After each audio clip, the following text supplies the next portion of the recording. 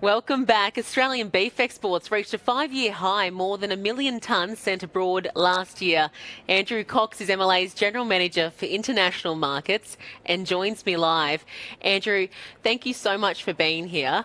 Let's first start on China. Scott Waldron of the University of Queensland, he's this week been reported saying that he believes that beef will be the next commodity on China's ban list that should hopefully be resolved. Yep. Well, it's a pretty short list these days, so unfortunately we are at the back of the queue when it comes to resolving the trade disputes. The good news is that a lot of those trade disputes have been cleared up. Obviously, wine got a lot of press and various other products, timber, etc. So I believe it's only lobster and the suspended beef plants, but there's also a queue of plants that are looking to get access to China and also chilled access. So there's a range of barriers that we are really looking to clear and looking to clear as soon as possible. The Australian government's working very hard. Our industry is very united on this front. Our relationships in China are fantastic across the board, in the trade, in the customs space, for example, and even commercial. So commercial links are really strong.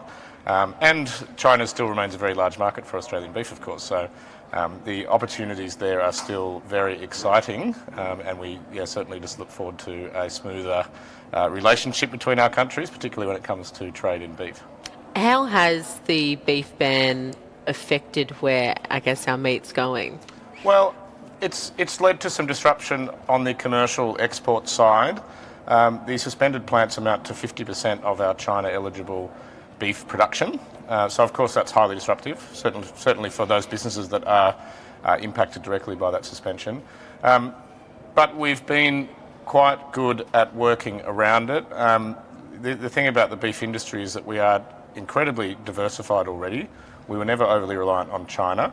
We've got fantastic beef markets in Japan, in South Korea, in the US, across Southeast Asia, so Indonesia, for example. So there's no one customer that can really dictate. It's an extremely fortunate position that we're in, that we export to 100 plus countries, and we have valuable markets all around the world that have been able to really keep exports flying high, despite all the challenges that we've had, not just, of course, China, but COVID and these sort of things that haven't been forgotten, and disruptions that occurred with trade, and to be honest, always are occurring. Trade is never completely plain sailing, but Australian exporters and our industry is very well regarded overseas, and we've got lots and lots of happy customers around the world.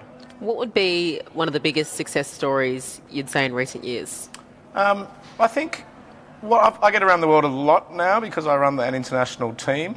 I'm really excited and pleased to see how our beef is received, particularly in growing markets.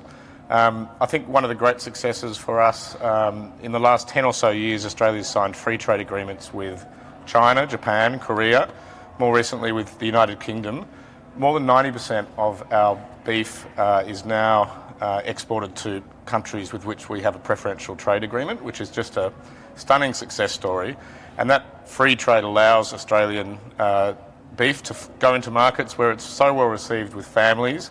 It's healthy food, it's trusted, and it's extremely well regarded in many overseas markets. The other thing I think is really exciting is the growth in Vietnam, Thailand. We've just put staff in those countries for the first time in the last few years.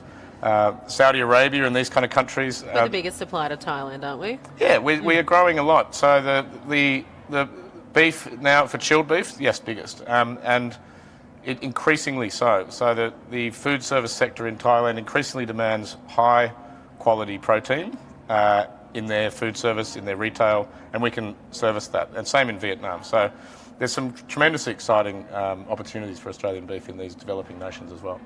What do we see in terms of the cost of living impact as some of these places are having an economic downturn?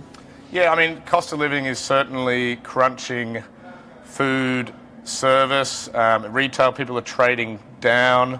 But at the same time, we have to recognise that economic growth is still quite strong. Southeast Asia, right on our doorstep, is growing faster than China now, even with quite restrained economic conditions globally. Indonesia has 270 million people.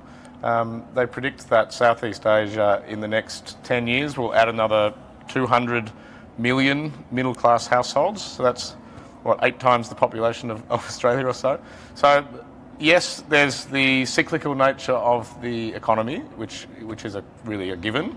And we need to be aware of those conditions in terms of how we promote and market the product. We need to help people find cheaper cuts, for example, that feed the family for a budget. But we also need to take advantage and make sure we're looking at the opportunities that exist because of economic growth in Asia, and that offers tremendous excitement. I mean, we've seen Korea grow, and as its economy grew, it's taking more and more Australian beef. Japan is sort of that stable, mature market, but we're seeing a lot of other markets grow. And don't forget United Kingdom, with a free trade agreement. Our prior access was quite restrictive, and now we have essentially an open market within 10 years and quite a generous quota system prior to that. So I was just in London, and there's Australian Wagyu at Harrods, as we heard this week. There's increasingly UK retailers and food service chains looking at Australian grass and grain-fed beef. So there's great opportunity in what is a sort of traditional, mature market, but has not been exposed yet to great Australian beef. Andrew Cox, thank you for your time. Thanks. Moving on, it's the competition that launched Keith Urban and Lee Kernaghan